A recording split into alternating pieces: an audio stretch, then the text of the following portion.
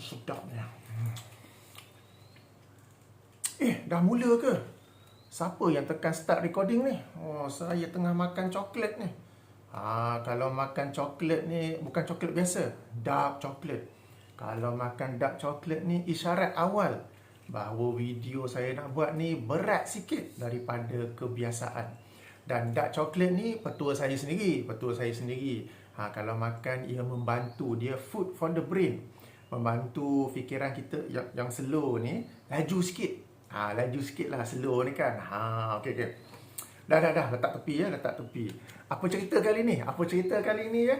Okey, baru-baru ni seorang sahabat forward saya sebuah video, sebuah kuliah Zohor oleh Ustaz Engku Ahmad Fazil yang judulnya Menerima Bid'ah Hasanah, bererti sunnah. Ataupun menerima bid'ah hasanah ialah sunnah. Bagi tuan-tuan dan puan-puan yang belum menonton video itu, sila tonton sekarang. Saya ada bagi pautannya, linknya di bahagian description. Kena tonton dulu supaya dapat menilai dengan adil apa yang saya nak cakap.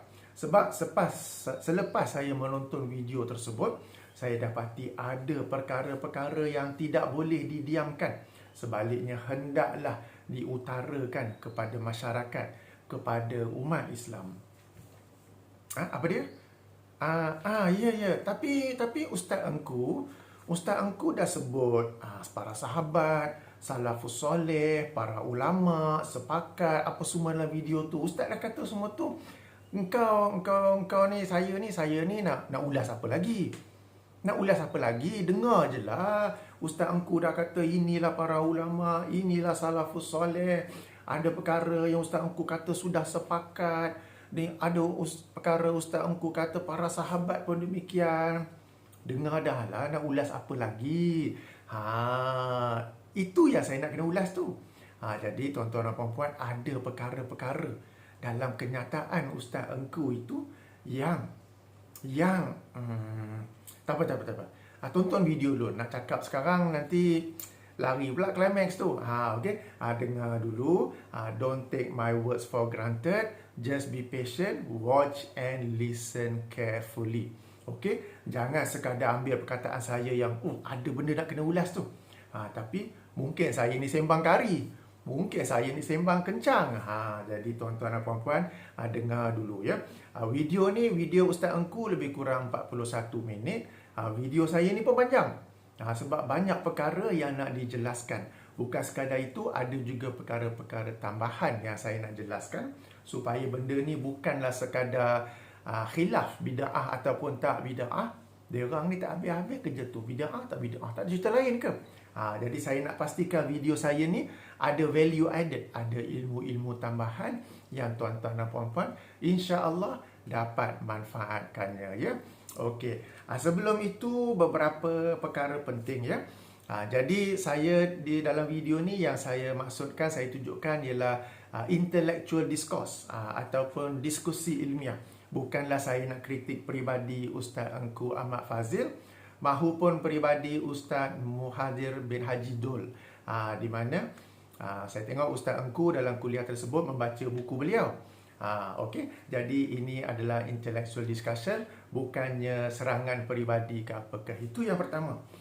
Yang kedua, untuk memudahkan kefahaman para penonton, saya akan bahagikan dua golongan, dua geng. Pertama, golongan pro bid'ah. Kedua, golongan anti bid'ah. Okey. Pro bid'ah ialah mereka yang berkata macam Ustaz Engku kata, bid'ah hasanah ini ada, boleh terima, bahkan bid'ah hasanah itulah ialah sunnah. Okey.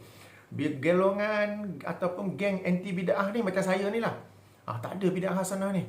Okey, tak ada bid'ah hasanah ni. Ni dia geng saya dan kawan-kawan yang tuan-tuan dan puan-puan mesti pernah dengar kan. Jadi mudah cerita, geng anti bid'ah. Okey. Dan yang mereka yang kami berbeza pandangan dengannya, saya sebut secara mudah geng pro bid'ah. Ini bukan nak perli ke merendah-rendah ke apa ke, tapi mudah untuk tuan-tuan dan puan-puan faham nanti. Dan Ustaz Engku telah pun memberi hujah, memberi dalil dan hujah bagi pihak geng pro bid'ah.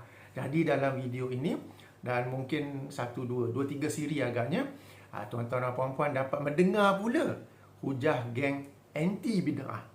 Tuan-tuan dengar antara dua ni nilai dan ikutlah mana yang tuan-tuan rasa yang terbaik. Okey. Jadi saya tak akan kritik, kutuk ke apa ke geng pro bid'ah, tapi saya akan bagi dalil bagi geng anti bid'ah. Okey, dan tuan-tuan dan puan-puan nilai sendiri ya mana yang terbaik di antara kedua-duanya. Baik, kita mulakan. Okey, saya fokus pada poin-poin penting lah. Poin pertama yang penting yang Ustaz Engku bawakan ialah pada zaman Rasulullah sallallahu alaihi wasallam, para sahabat pernah membuat amal ibadah yang baru. Amal ibadah yang baru, dan Nabi sallallahu alaihi wasallam tidak mengkritik mereka, tidak menghukum mereka dan tak pula kata itu bid'ah. Sebaliknya, bahkan Nabi menerimanya dan memujinya. Contoh yang Ustaz Engku bawa ialah seorang sahabat tu yang menjadi imam, dan pada setiap rakaat tu dibaca surah selepas Al-Fatihah, dibaca Qul Huwallah, baru baca surah lain. Rakaat kedua Al-Fatihah, Qul Huwallah, baru baca ayat yang lain ya. Itu satu contoh. Hadis tu memang sahih. Dan ada banyak contoh-contoh yang lain. Sebagai contoh satu lagi yang masyhur ya, seorang sahabat tu bila iktidal, okey, Rabbana walakal hamdu, dia tambah Rabbana walakal hamdu hamdan kasiran thayyiban mubarakan fihi. Wah, dia tambah sendiri tu. Bukan Nabi ajar ya yang tambahan tu. So dah habis solat, Nabi pun tanya, siapa yang baca tadi tu? Okey. So Rasulullah berkata, aku nampak para malaikat berebut-rebut siapakah yang di antara mereka yang paling awal dapat mencatat apa yang kamu sebut itu. Okey, hadis sahih Al-Bukhari. Ada dalam buku saya ni juga. Ya, okey, hadis sahih Al-Bukhari ya. Saya merujuk pada buku saya sendiri, 90 pelajaran tentang bid'ah ya. Jadi hadis itu dan beberapa yang lain, Nabi SAW bukan sekadar kata, jangan buat bid'ah tu. Okay. Tapi Nabi kata okey. Bukan sekadar okey, tapi malah memberi pujian.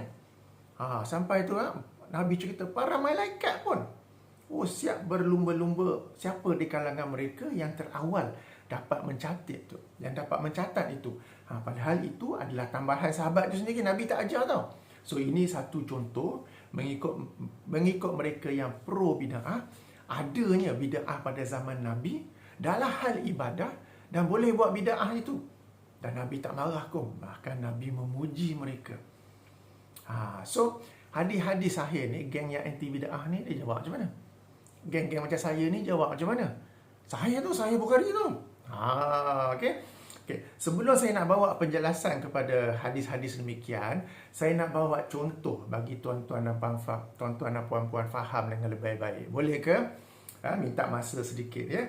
Sebab nak tekankan ni, sebab hujah ni sangat masyhur.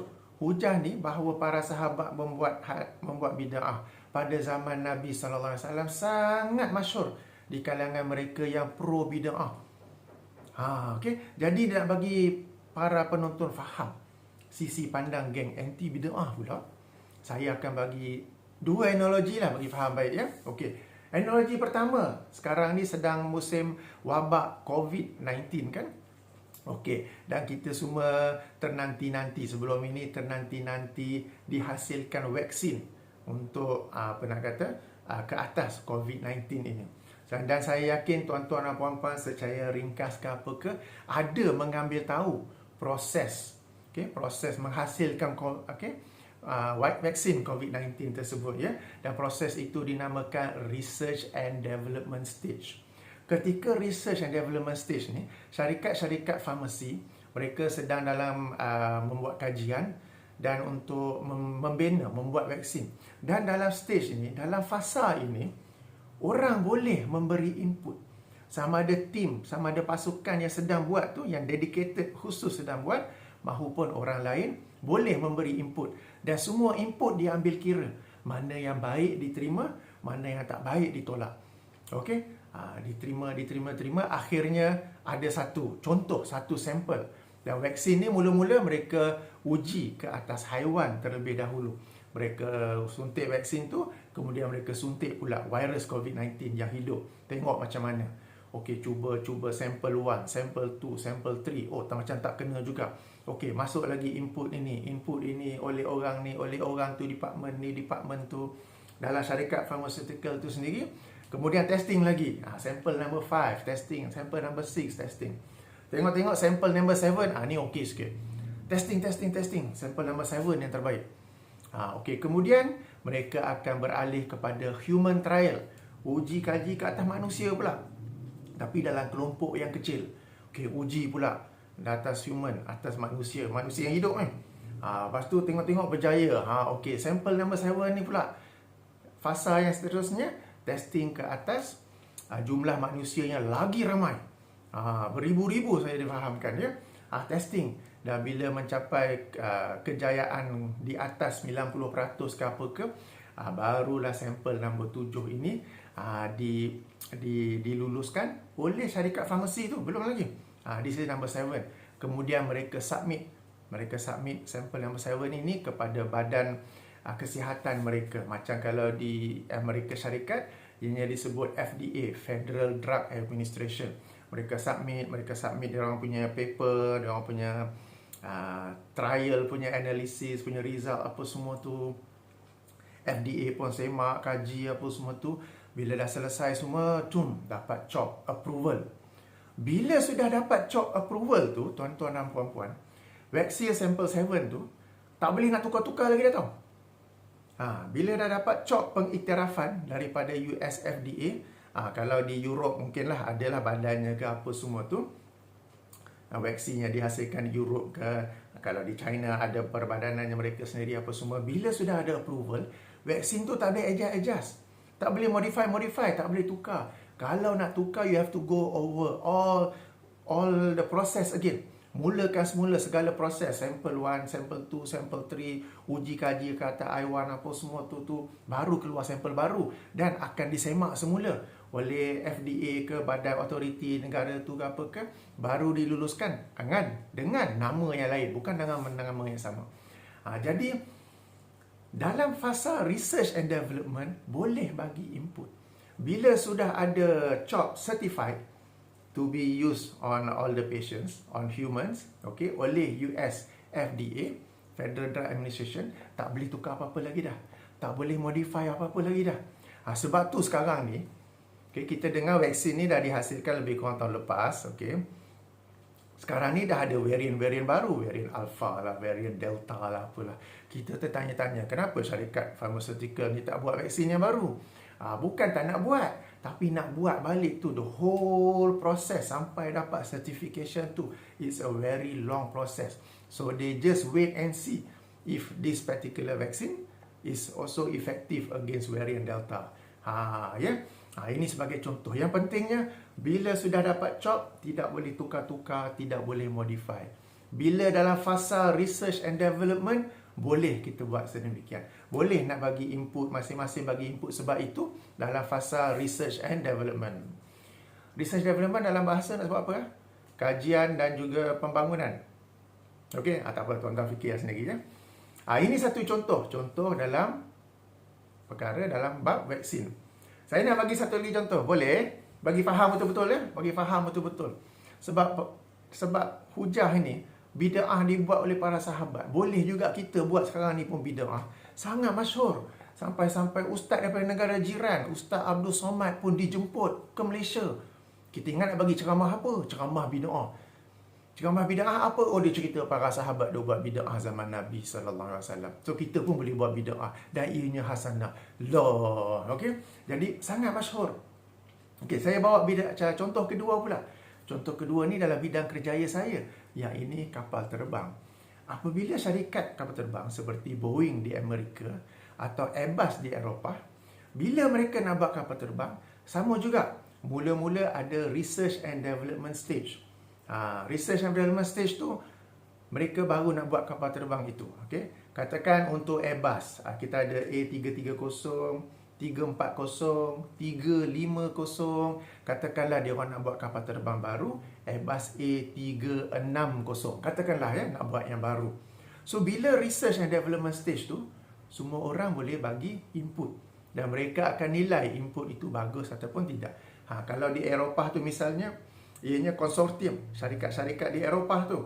Jadi yang buat tayar landing gear tu syarikat lain, yang buat sayap tu syarikat lain, yang buat yang tu syarikat lain. Jadi masing-masing pun di sana ada input. Kemudian mereka bincang dengan Airbus yang berpusat di Perancis, di Toulouse, Perancis, ya. Sama juga bagi Boeing di Seattle, Amerika. Banyak komponen-komponen tu dibuat oleh syarikat-syarikat lain di Amerika. Bahkan Airbus tu ada komponen yang dibuat di Malaysia. Ada komponen fiberglassnya yang dibuat di Malaysia. Ya. So bahagian research and development, boleh semua orang bagi input. Dan mereka akan nilai input ni bagus ataupun tidak bagi model yang mereka akan buat ni. Kemudian dah siap semua tu, kemudian guna computer aided design, pakai apa, dah siap semua tu, buat dulu satu prototype. Guna model plastik apa ke, letak dalam wind tunnel. Terowong angin. Okay. Ada angin pula. Sebab kapal terbang ni faktor paling pentingnya ialah banyak mana minyak yang dia guna. Sebab kapal terbang ni pakai minyak banyak sangat. Itulah cerita. Ada wind tunnel pula. Okey, ada wind tunnel apa semua tu. Kemudian akhirnya ada test flight oleh test pilot. Kosong je kapal terbang tu. Oleh test flight, pergi buat test flight, pusing, take off, landing apa semua. Kemudian test flight lain pula, bawa pula engineer, ukur bunyi, bising ketak dalam kabin, gegaran macam mana apa semua. Dah ada semua test flight, semua dah lulus. Syarikat tu pun confident kapal terbang ini selamat untuk bawa penumpang, baru mereka submit kepada badan berautoriti di negara masing-masing. Macam kalau Boeing di Amerika ialah FAA, Federal Aviation Authority. Kalau Airbus di Eropah ialah EASA, European Union Aerospace Safety Agency. Okay, mereka pun di FAA, di EASA akan semak test flight result apa-apa semua tu, dan akhirnya bila semua okey, bagi cop lulus. Okay. Untuk ni, bila dah dapat cop lulus tu, kapal terbang tu satu skru pun tak boleh tukar. Kena pakai yang sama. Satu benda kecil pun. Tuan-tuan dan puan-puan tahu tak, biasanya bila naik kapal terbang tu, mungkinlah kan, pernah nampak, antara kelas ekonomi dengan business class ada curtain kan. Bila take off and landing, dia orang buka. Bila tengah servis, dia orang tutup. Curtain tu bukan beli suka-suka, beli kat Kamda ke, beli kat Jekyll ke, tidak. Curtain tu pun ada rating dia. Kalau tuan-tuan bilik kat hujung ke mana ke, ada dia punya plakat kat situ. EASA, approval number, sekian. Sebab curtain tu pun, dia bukan sembarangan tau. Curtain tu, saya bagi contoh sikit lah. Nombor satu, dia kena kalis api untuk sekian-sekian minit. Maknanya bila dalam testing, letak dalam api, tengok berapa lama baru curtain tu pun terbakar. Itu nombor satu. Nombor dua, bila curtain tu terbakar, asap yang dikeluarkan tu toksik ataupun tidak. Sebab apa? Sebab kalaulah ada api dalam pesawat, kita tak mahu curtain tu menjadi bahan yang menyemarakkan lagi api tu. Kan kalau kain ke apa ke, dia macam api tu lagi hebat ke apa kan. Dan kemudian asap yang keluar, sebab para penumpang semua duduk dalam satu kabin yang terperangkap di situ. Asap dia kalau toksik akan membahayakan kesihatan. Ya. Jadi ada approval kat situ. Curtain tu kalau dah koyak ke apa ke, bukan boleh pergi cari kat Jekyll, ukur 3 kaki, 8 kaki, okey beli baru tak boleh. Kalau boleh, saya pun buat business curtain, business kerusi sofa tu, dia punya sarung ke apa ke, tapi semuanya tu ada approval. Okey, seronok pula cerita bab ni ya. Tapi ringkasnya, kapal terbang pun dia ada dia punya research and development stage.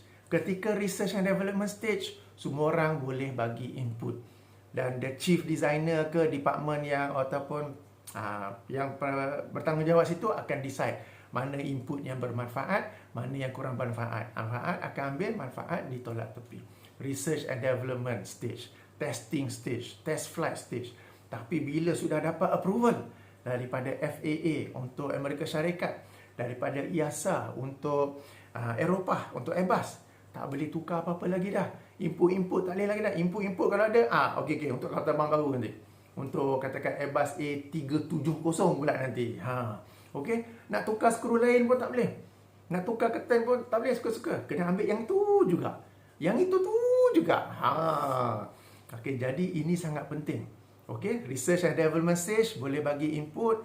Bila sudah ada approval, tak boleh lagi input. Pakai yang sama tu juga. pakai yang sama tu juga ya, sebab itu yang ada approval, itu yang ada test flight. You want to do something different, you have to go through all the process again, which is very lengthy and very costly. Dah ala-ala nak buat semua balik, nak kena buat semua balik, baik kita buat satu model baru, Airbus A370 misalnya, Boeing 797 misalnya. Okey. Okey ya, dua analogi saya ni boleh ke nak coklat?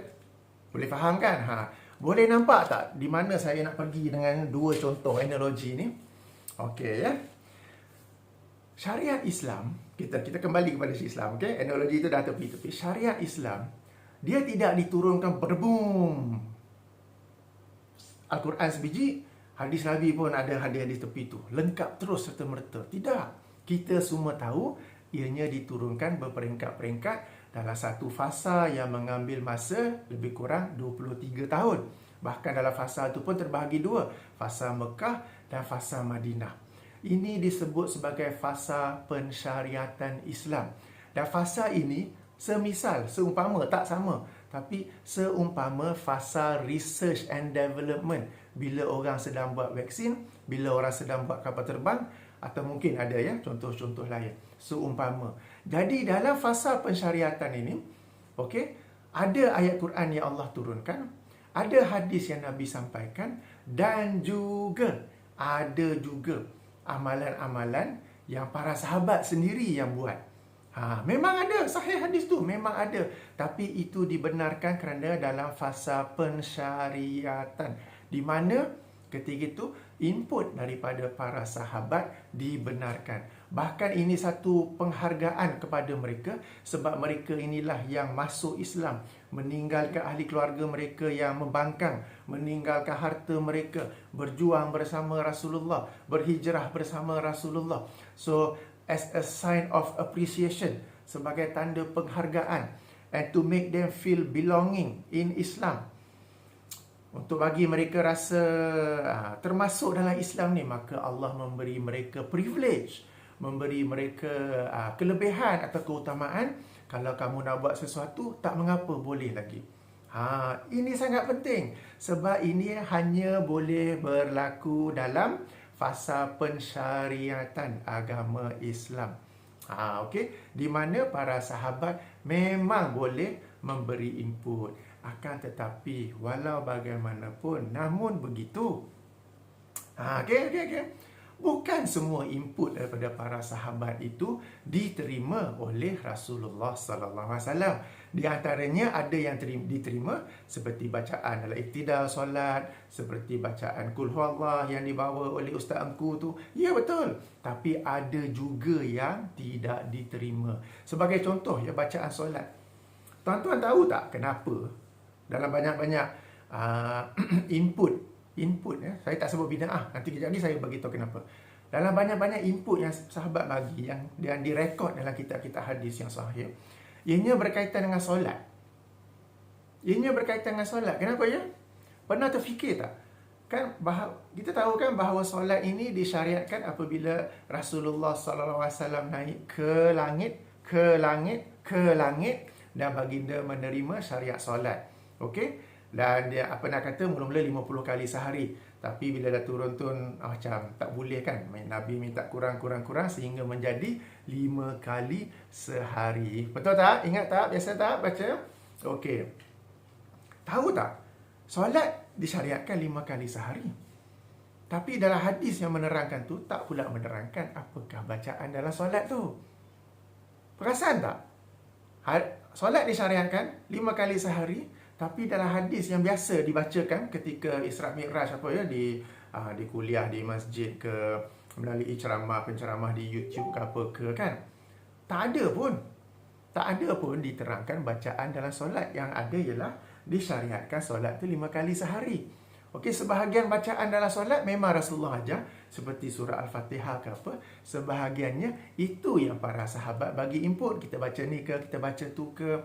Dan di antara input yang sahabat bagi, memang ada yang Rasulullah terima, dan di antara input tu ada yang Rasulullah tolak. Satu contoh yang saya letak dalam buku saya ni, 90 pelajaran tentang bid'ah, ialah tentang bacaan at-tahiyat akhir, at-tahiyatul mubarakatuh tu.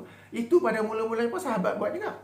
Tapi Nabi dengar, Nabi tak betul. Tapi bacalah sekian ya.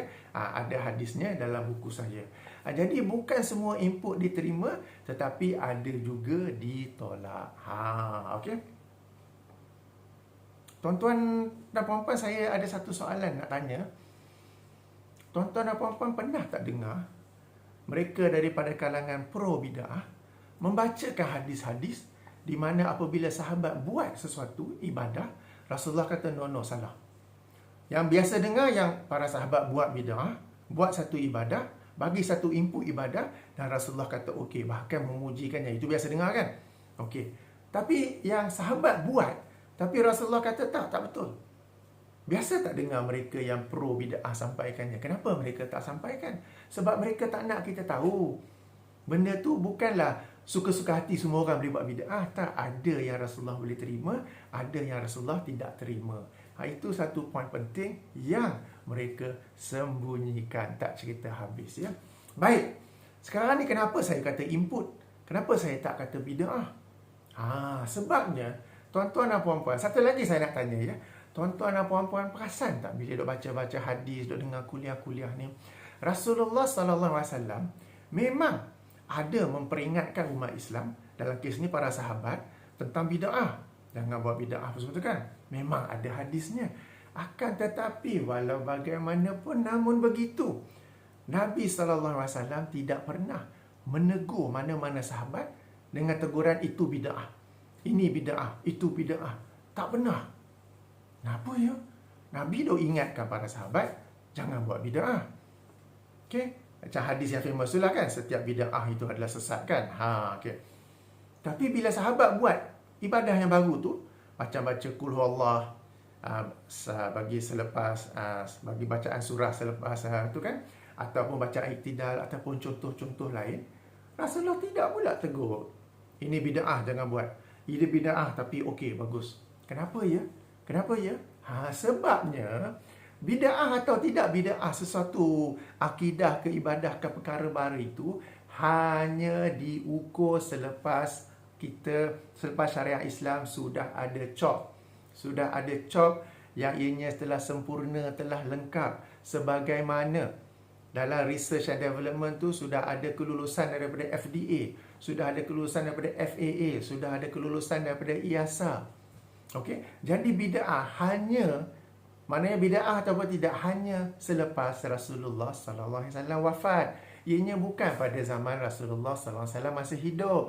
Ianya bukan pada zaman pensyariatan Islam. Ia bukan dalam fasa research and development itu.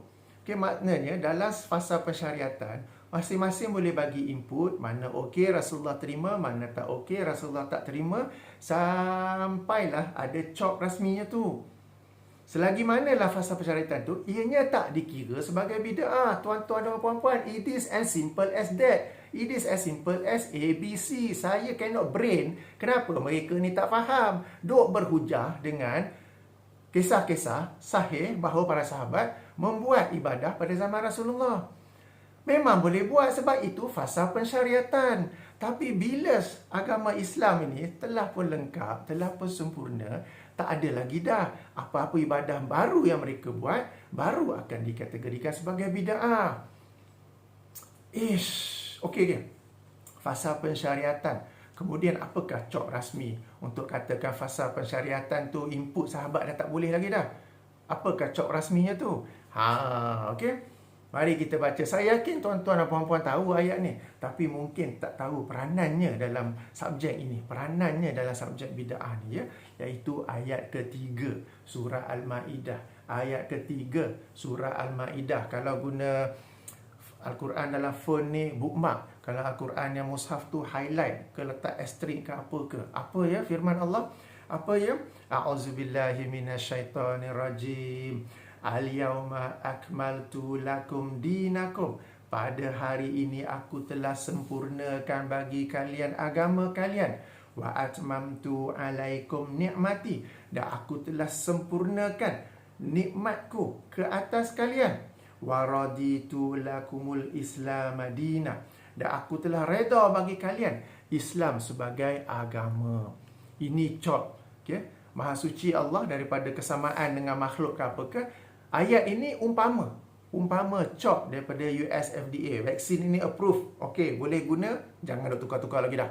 Okey, umpama cop certified daripada US FAA kepada Boeing. Okey, kata bang ni dah lulus. Jangan ada tukar-tukar lagi dah. Seumpama cop daripada IASA kepada Airbus. Kata bang ini dah lulus. Cop, jangan tukar-tukar lagi dah. Okey, bila turunnya ayat ini, okey, hampir di akhir hayat Rasulullah sallallahu alaihi wasallam, tak ada lagi para sahabat boleh bagi input. Tak ada lagi dah. Tak ada dah. Dah sempurna dah. Tak sempurna. Sebab itu tuan-tuan dan puan-puan, kalau kita menghimpun semua hadis-hadis yang menunjukkan para sahabat bagi input dalam hal ibadah, jumlahnya terhad. Tak adalah banyak. Padahal umat Islam pada zaman Nabi, khasnya di fasa Madinah, khasnya towards the end of fasa Madinah, dah ramai dah.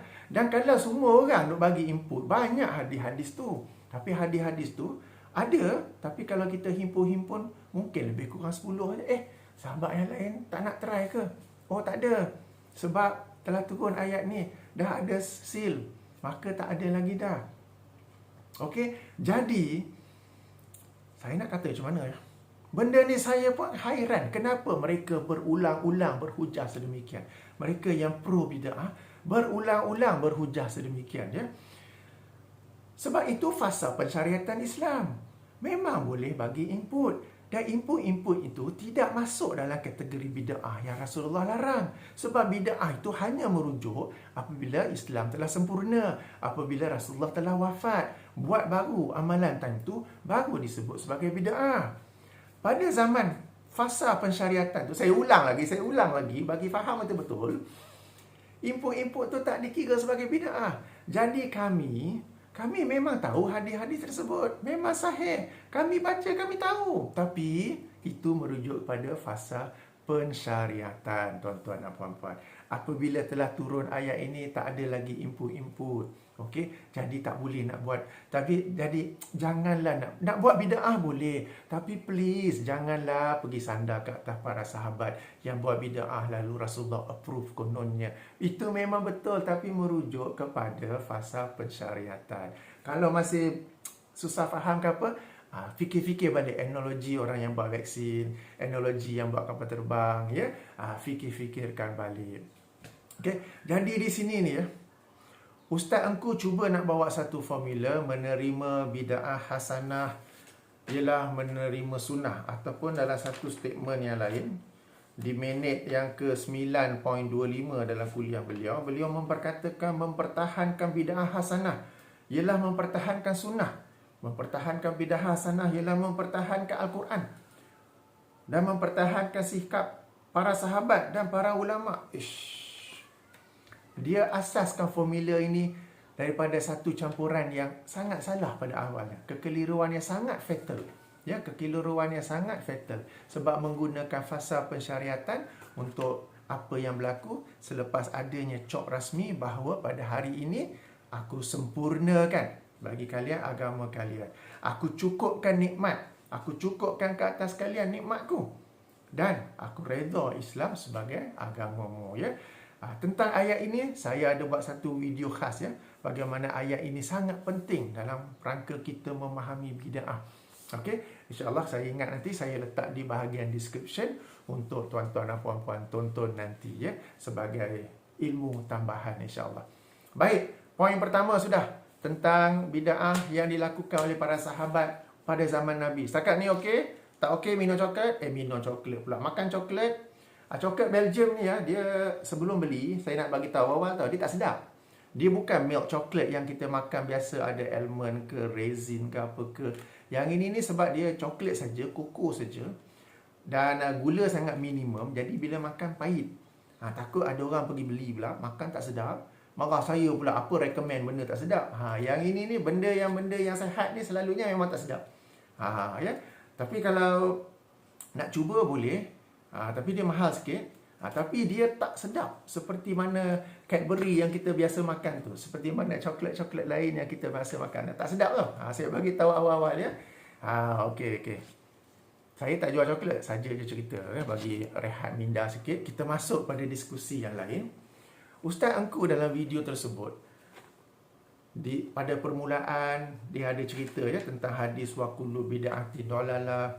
Kemudian berkata mereka ni maknanya geng anti hadis lah. Bukan, geng anti bid'ah ni macam saya ni. Memahami secara ringkas, memahami dengan logik mudah. Kemudian pada minit yang ke-14.05, tuan-tuan, saya ni tengok video, boleh fokus tak? Saya ni tengok video Ustaz Engku penuh dengan nota apa semua tu, dengan minit-minit apa semua. Zaman ni saya betul-betul kaji. Kaji bukan nak cari salah, tak. Yang betul kata betul, yang salah kata salah. Tapi salah pada perspektif saya. Jadi saya ulas, tuan-tuan dan puan-puan pula nilai ya. Jadi pada minit ke-14.05 siap kata pemikiran yang sempit, yang jumut. Okey, standby dulu ya. Saya nak tanya tuan-tuan dan puan-puan, pernah tak tuan-tuan puan-puan dengar mereka yang pro bid'ah ni membaca hadis tu, hadis larangan bid'ah tu, wa kullu bid'atin dalalah, secara lengkap, secara penuh? Pernah tak? Jeng. Tuan-tuan dan puan-puan, dalam disiplin ilmu hadis, kalau nak kemukakan ada hadis tu panjang, nak kemukakan serangkap atau dua rangkap saja boleh. Dengan syarat, ada dua syarat. Syarat pertama, rangkap yang dikemukakan itu maksudnya tak lari daripada struktur hadis penuh itu. The portion that you choose, the meaning that it conveys does not run from the meaning that is contained in the body of the hadis. Jadi hadis tu katakan panjang, nak ambil serangkap saja boleh, dengan syarat yang serangkap ni saja maksud dia tak lari daripada keseluruhan hadis itu. Itu syarat pertama. Syarat kedua, tengok tu. Syarat kedua, bila memberi rujukan hadis, kena bagi tahu sebahagian daripada hadis yang dikeluarkan oleh Muslim. Jadi para pembaca tahu this is part of the hadis. Kalau tuan-tuan dan puan-puan baca buku saya, bila saya sebut rujukan hadis di bahagian nota kaki, akan ada yang dikeluarkan oleh Muslim dalam sahihnya hadis nombor sekian-sekian. Maknanya itu memang lafaz yang penuh. Akan ada hadis yang saya letak di footnote, sebahagian daripada hadis yang dikeluarkan oleh Muslim dalam sahihnya nombor sekian-sekian. Ada sebahagian, so maknanya it is just part of the full hadis. Kita kena bagi isyarat supaya kalau para pembaca tu dia nak kaji lanjut ke apa, dia akan tengok hadis itu secara keseluruhannya. Jadi rangkap wa kullu bid'atin dalalah ni hanyalah satu rangkap saja. Hadis penuh tu apa ya? Kenapa tak disampaikan? Apakah yang mereka sembunyikan? Sampai-sampai tak pernah nak bagi hadis tu yang selengkapnya, sepenuhnya. Tuan-tuan dan puan-puan, saya nak ajak, be fair to yourself, berlakulah adil kepada diri kalian, sayangilah diri kalian dan bacalah hadis itu sepenuhnya. Saya tak akan sampaikan dalam video ini sebab panjang pula nanti, dan kerana saya pun telah buat video yang berasingan, tajuknya hadis larangan bid'ah selengkapnya. The keyword is selengkapnya. Hadis larangan bid'ah selengkapnya. Tuan-tuan dan puan-puan baca hadis tu ataupun dengar saya explain hadis tersebut, dan tuan-tuan dan puan-puan dapat lihat apa yang selama ni cuba disembunyikan oleh mereka yang pro bid'ah. Don't just take my words for granted. Saya ni sembang kopi, sembang kari je kot kan. Tonton video tersebut, hadis itu secara penuh. Apa yang mereka cuba sembunyikan.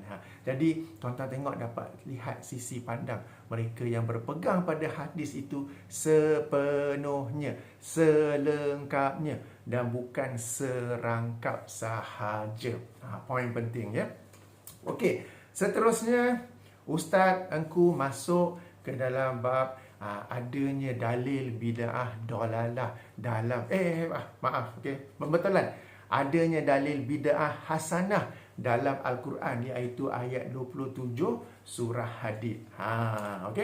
Okey, Ustaz Engku masuk di situ, dan itu pun saya telah buat video yang asing untuk menjawab mereka yang berkata adanya dalil bid'ah hasanah dalam Al-Quran. Sekali lagi saya jemput tuan-tuan dan puan-puan untuk merujuk pada video tersebut sebab ada satu ilmu yang sangat penting yang disembunyikan, yang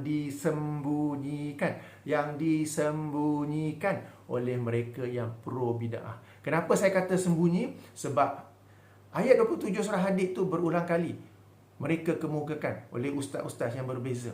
Tapi seorang pun setakat kajian saya tidak mengemukakan ada satu ilmu penting di situ yang mereka sembunyikan. Jadi tuan-tuan, saya minta jemput, saya bagi link ni juga di bahagian description ya. Kita boleh belajar tentang itu dan kita belajar juga, saya bagi satu contoh bagi tuan-tuan dan puan-puan mudah faham ya. Saya bagi contoh bagaimana sekumpulan student universiti mereka pergi ke satu rumah anak yatim untuk tolong bersih-bersihkan. Okay, mereka tolong di situ ya. Apa pula kaitan student tolong bersihkan rumah anak yatim dengan dalil bid'ah hasanah dalam Quran? Tuan-tuan tonton ya. Okey. Alright. Jadi sudah pun 40 minit, panjang sangat ni. Okey, lepas ini Ustaz Engku masuk pula dalam bab Maulid Nabi. Saya akan kupas dalam bahagian kedua pula nanti, insya-Allah ya. Jadi sedikit kesimpulan. Pertama, sahih bahawa para sahabat ada, saya tak kata bid'ah, tapi memberi input tentang ibadah yang mereka rasa baik. Di antaranya ada yang Rasulullah terima, di antaranya ada yang Rasulullah tidak terima. Semua ini hanya dibolehkan pada fasa pensyariatan Islam. Apabila turunnya ayat ketiga surah Al-Ma'idah, bahawa pada hari ini aku telah sempurnakan bagi kalian agama kalian. Sempurna, perfection. Okay, dan aku telah cukupkan ke atas kalian nikmatku. Nikmat ni. Okey. Dan aku reda bagi kalian agama Islam ni yang dah sempurna ni. Allah reda dah. Kita nak buat apa lagi? Allah dah reda dah ni. Okey. Bila tu dah tak ada lagi dah buat, tak ada lagi lain dibenarkan input-input. Ya, jadi bid'ah hanya merujuk kepada selepas wafatnya Rasulullah SAW, selepas sempurnanya agama Islam ini. Okey. Perkara lain sebagai kesimpulan, hadis larangan bid'ah, sila tengok, sila baca. Tak nak tengok video saya tak apa. Cari hadis tersebut, baca secara selengkapnya. Tengok apa yang mereka sembunyikan tu. Okey. Dan yang ketiga, dalil bid'ah hasanah daripada Al-Quran. Ada satu ilmu yang sangat penting yang mereka sembunyikan. Apakah ilmu tersebut? Sila tonton ya. Okey, jadi kita jumpa lagi dalam video akan datang, dalam bahagian akan datang, insya-Allah. Saya tutup dulu dengan subhanakallahumma wa bihamdika asyhadu an la ilaha illa anta astaghfiruka wa atubu ilaik. Assalamualaikum warahmatullahi wabarakatuh.